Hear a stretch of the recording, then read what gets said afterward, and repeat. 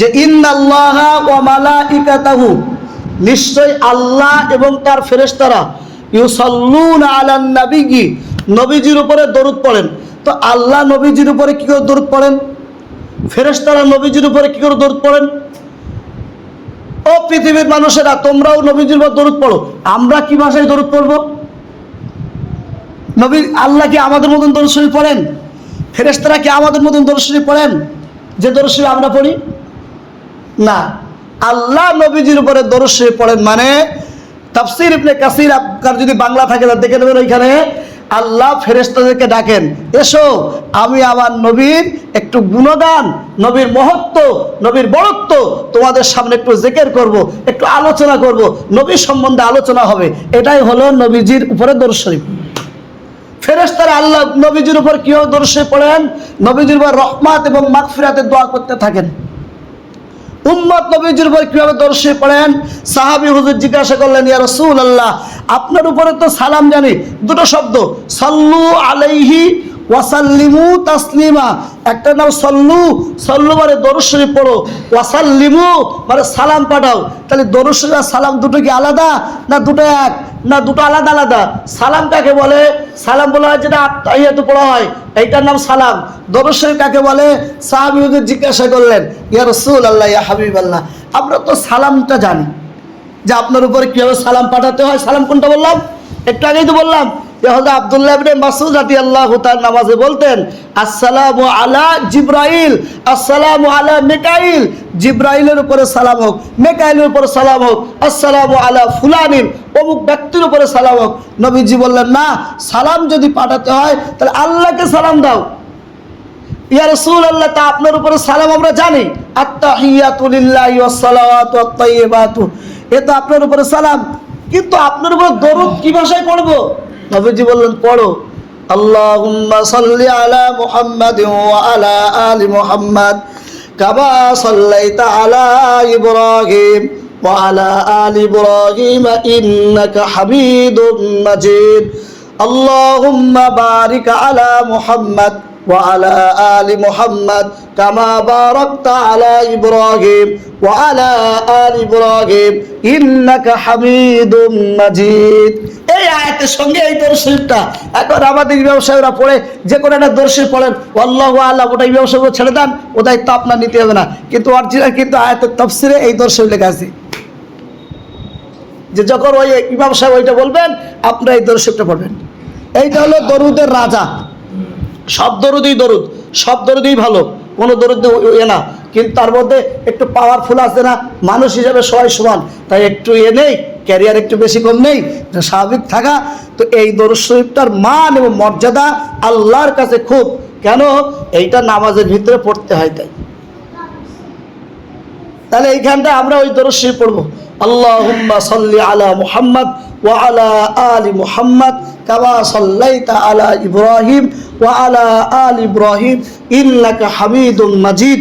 আল্লাহুম্মা বারিক আলা মুহাম্মাদ ওয়া আলা আলি মুহাম্মাদ কামা বারাকতা আলা ইব্রাহিম ওয়া আলা আলি ইব্রাহিম ইন্নাকা হামিদুম মাজিদ। এরপর দরুদ শরীফ পড়ার পরে আমাদেরকে পড়তে হবে দোয়া মাসুরা। দোয়া মাসুরা কি হুজুর? আমি একটা হাদিস পড়ি, আবার একটা হাদিসের নম্বর 801 বুখারী শরীফের। এই হাদিসের বর্ণনাকারী সাহাবীর নাম হযরত আবু বকর সিদ্দিক রাদিয়াল্লাহু তাআলা।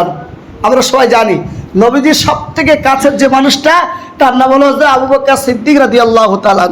কিন্তু যারা একটু হাদিস নিয়ে চর্চা করেন বা একটু বাংলা বইতে পড়েন, আপনি কিন্তু বেশি হাদিস পাবেন না, খুব কম হাতি গন্তি কয়টা হাদিস ওনার থেকে রেওয়ায়েত।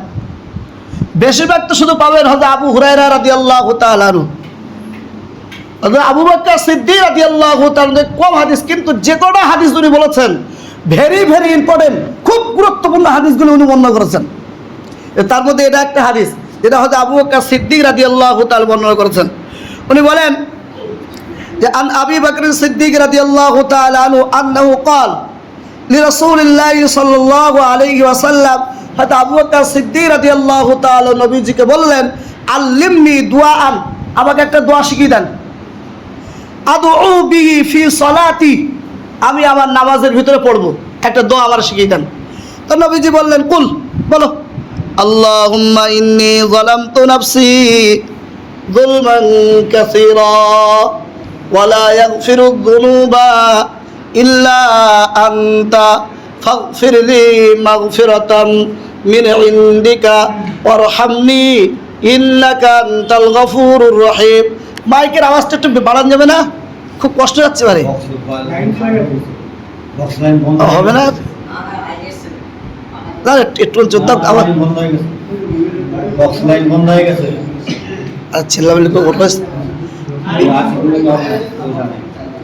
মিস্ত্রি থাকতে আমরা কেন পাবো?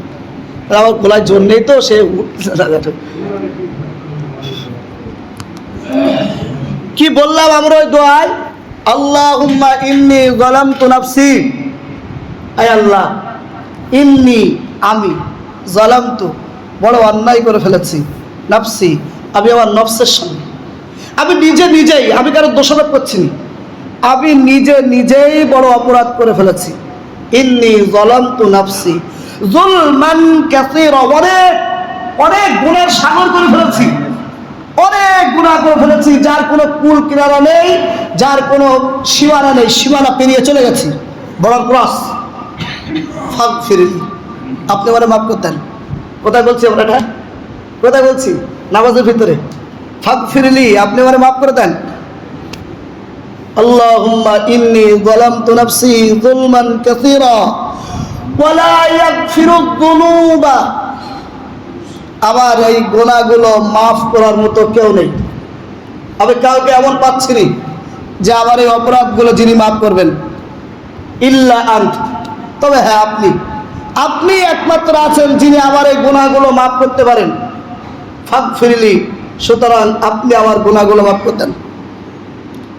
ইন্নাকা আনতাল গফুর রহিম, আপনি হলেন গফুর, গফুর মানে যিনি ক্ষমাকারী, আপনি একমাত্র ক্ষমাকারী। আর রহিম, আপনি দয়াময়, ক্ষমা করলেই তো মোহাব্বত বাড়ে। এই হাদিসটি হযরতে আবু বকর সিদ্দিক রাদিয়াল্লাহু তাআলা বর্ণিত। আমরা আমাদের পরিভাষায় এটাকে দোয়ায়ে মাসুরা বলি। দোয়ায়ে মাসুরা পড়তে হবে।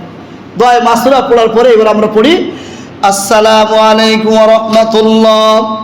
সালাম দেওয়ার নিয়ম কি?